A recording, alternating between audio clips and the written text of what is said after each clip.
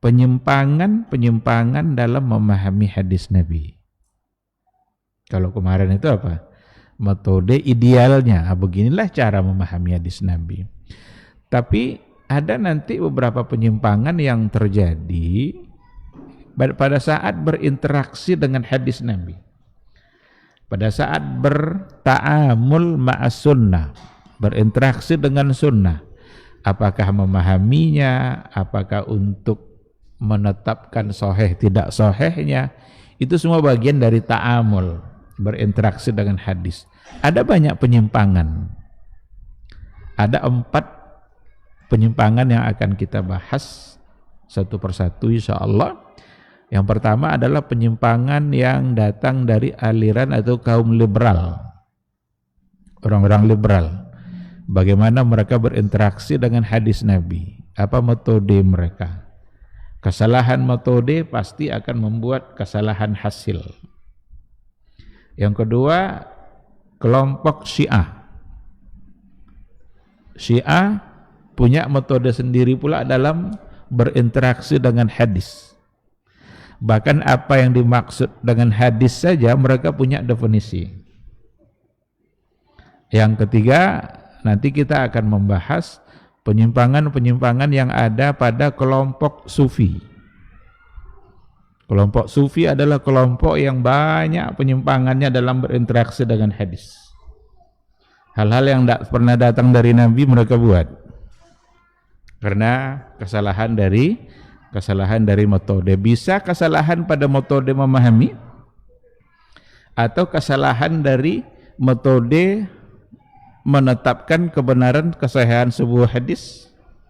Nanti beberapa poin akan kita bahas satu persatu, bukan malam ini. Malam ini tentu saja akan kita ambil pada poin yang pertama. Tapi luar biasa penyimpangannya. Bahkan keyakinan orang-orang sufi yang mengaku bisa ketemu langsung dengan Nabi itu berpengaruh besar terhadap hadis-hadis yang mereka pegang. Walaupun hadis itu dhaif atau palsu, tapi pertemuan dia dengan Nabi mengatakan bahwa Nabi itu bilang hadis itu sahih, berarti hadis itu sahih. Meskipun sebenarnya hadisnya adalah dhaif atau bahkan palsu. Yang dipegang adalah hasil pertemuannya dengan Nabi itu. Ini menghapus ilmu-ilmu hadis yang ada sekarang jadinya. Tidak perlu lagi ada. Jadi kalau kita mau tahu hadis Nabi, ya tanya saja langsung sama Nabi. Pergi ke kubur Nabi atau baca selawat sekian kali, nanti hadir Nabi. Itu ada pada kalangan orang-orang sufi. Tentu saja tidak semuanya, tetapi itu sudah menjadi pengetahuan banyak orang dalam persoalan itu karena bisa kita baca pada buku-buku atau referensi mereka. Dan yang terakhir nanti kita akan coba melihat penyimpangan yang datang dari kelompok-kelompok yang masuk dalam kategori aliran kalam. Aliran kalam itu ada aliran-aliran dalam agama, mereka bergelut atau memikirkan, pemikirannya itu beradar pada hal-hal yang sifatnya ketuhanan yang hubungannya dengan Allah. Bagaimana sifat Allah, di mana Allah, Al-Quran itu kalam Allah, makhluk atau tidak makhluk, itu perdebatan yang mereka lakukan. Persoalan iman, persoalan teologi, di mana mereka menganalisanya dengan akal. Ini saja sudah tidak cocok sebenarnya, karena masalah gaib bukan sesuatu yang mesti diakal-akali. Masalah gaib harus kembali kepada nas, baru nanti akal ikut nas. Jangan kebalikannya. Dianalisa dulu pakai akal, lalu dicarikan nas. Ketika ternyata berlawanan dengan akal, pada akhirnya nas bisa ditolak. Inilah penyebab mereka menolak beberapa sifat yang tak pantas menurut mereka diberikan kepada Allah, karena itu hanya pantas pada makhluk. Jadi ada banyak penyimpangan. Mu'tazilah, Khawarij, Murji'ah, Jabariyah, Qadariyah, Asy'ariyah, Maturidiyah, Kullabiyah, itu semua adalah bagian dari Ahlul Kalam, di mana masing-masing mereka telah melahirkan kesalahan-kesalahan dalam akidah yang mesti untuk diluruskan. Inilah nanti yang akan kita bahas 4 bentuk penyimpangan: liberal, Syiah, Sufi, dan Ahlul Kalam. Untuk malam ini insyaallah kita bahas pada bagian yang pertama dari kelompok liberal. Maka dikenallah istilah Islam liberal. Sebetulnya menyematkan kata liberal pada Islam itu saja sudah tidak cocok. Dari mana tidak cocoknya? Karena liberal itu identik dengan kebebasan. Liberal itu identik dengan kebebasan. Liberalisasi, upaya untuk berpikiran bebas seperti itu. Sementara Islam identik pula dengan ketaatan dan ketertundukan kita kepada satu aturan. Apa arti Islam? Islam bermakna istislam. Bagaimana kita berserah diri, al-khudu' wal inqiyad, menunjukkan ketundukan dan kepatuhan kita.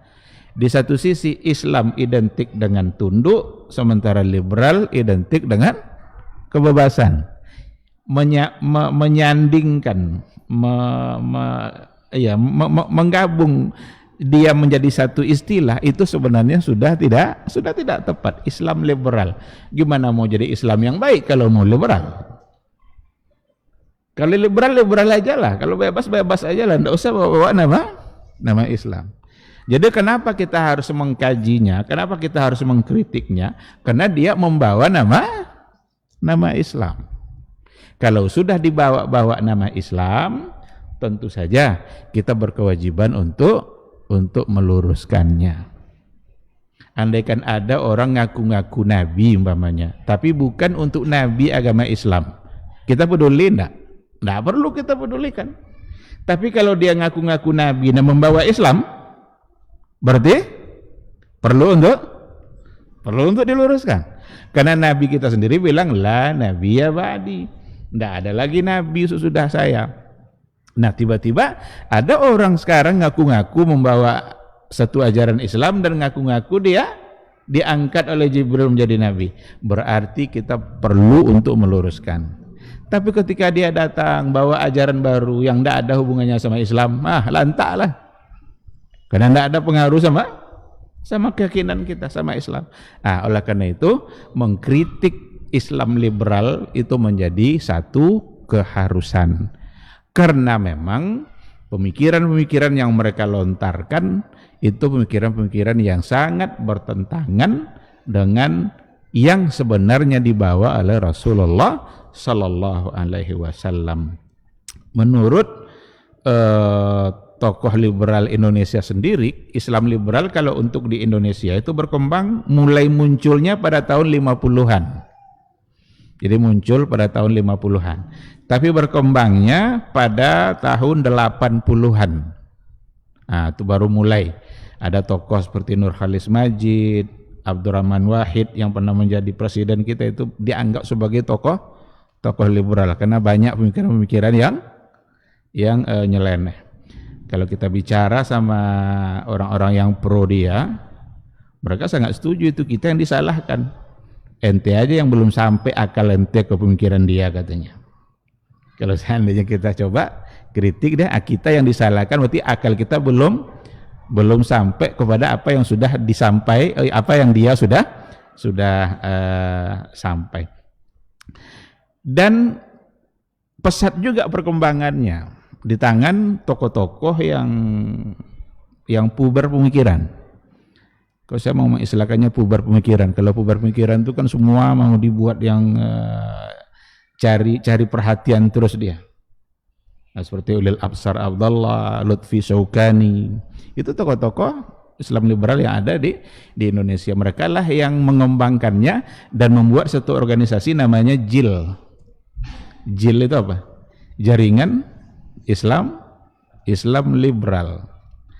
Ketika saya coba ikuti tema-tema diskusi mereka, satu saja tema diskusinya, tidak ada yang lain. Inti dari diskusinya adalah kritik Al-Quran dan Sunnah. Tidak ada yang lain.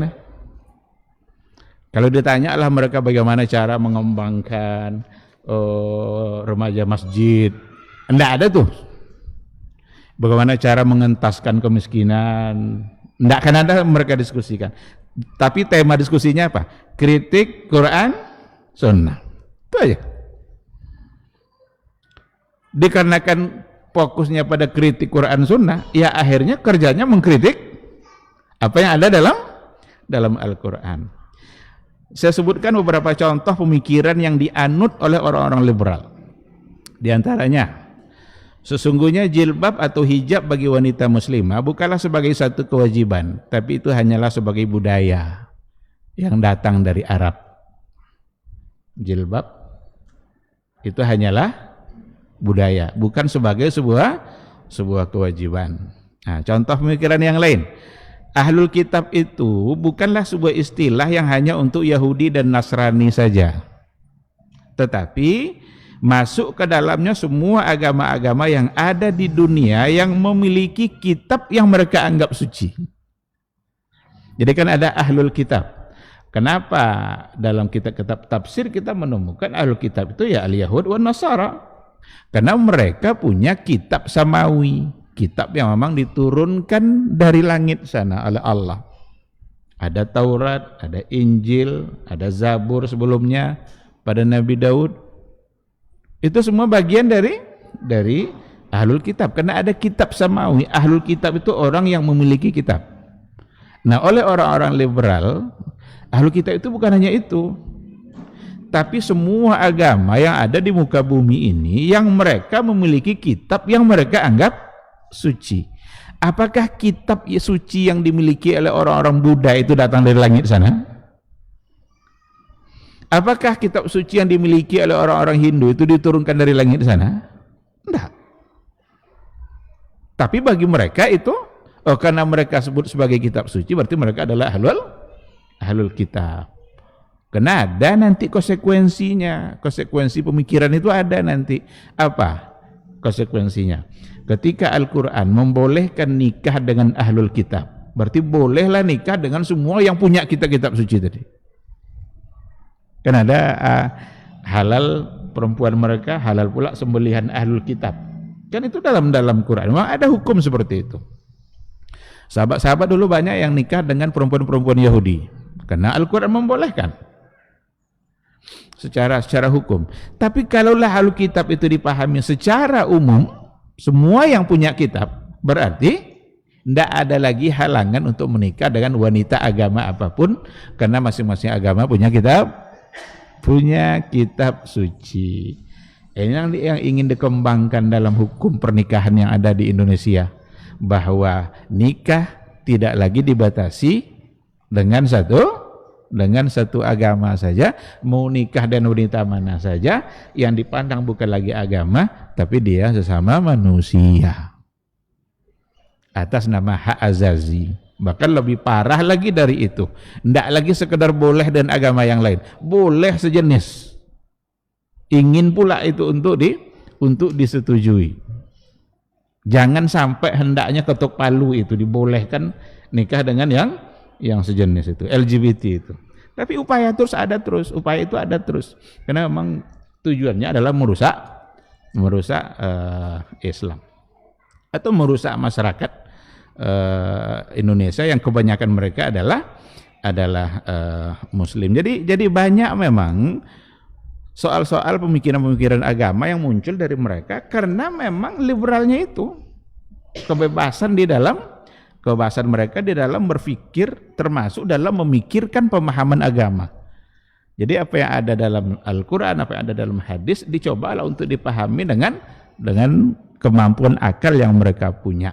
Nah, ini salah satu dari kesalahan mereka nanti. Bahkan orang-orang liberal itu mengatakan bahwa akal itu Rasulullah fil ardi.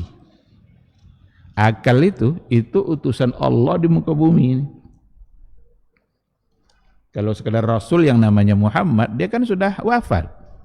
Sementara masalah ada terus. Bagaimana bisa menyelesaikan masalah? Utusan yang resminya sudah wafat.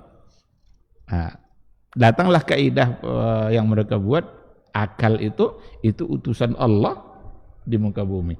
Berarti bisa menyelesaikan perkara-perkara yang kita hadapi. Cuma kalau dibawa kepada apa yang ada di dalam Islam, maka memang terus terang banyak sekali hal-hal yang harus dikritisi dari apa yang diyakini oleh orang-orang liberal itu.